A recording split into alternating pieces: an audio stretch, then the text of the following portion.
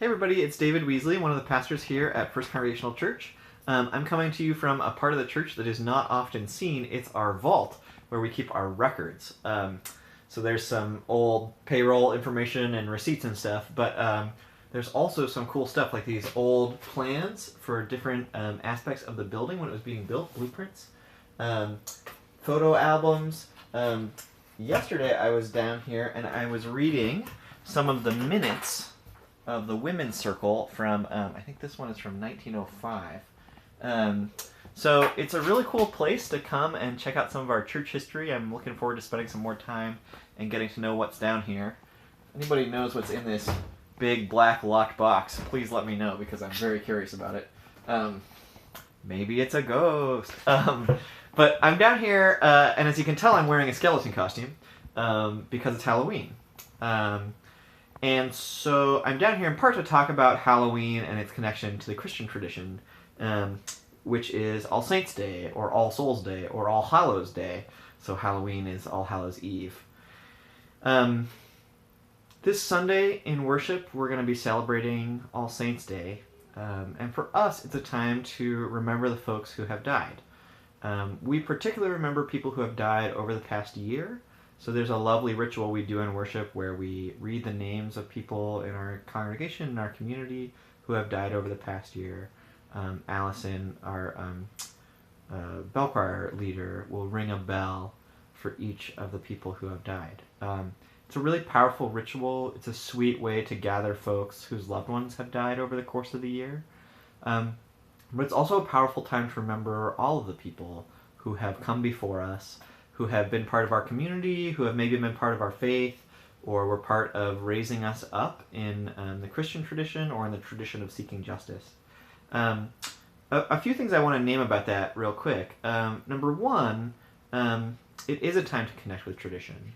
And here at First Congregational Church, we hold tradition with reverence, but also with honesty. Some parts of that tradition are really powerful, some not so much. So for instance, in this record book I was looking at of the women's circle, there's all this powerful stuff about these women gathering together to put money together to support the YWCA, which at the time was in 1911 was doing a lot of the work that Northwest Youth Services is doing today. And so it was kind of a long tradition of our church supporting young people who are on the margins, who are in the midst of homelessness.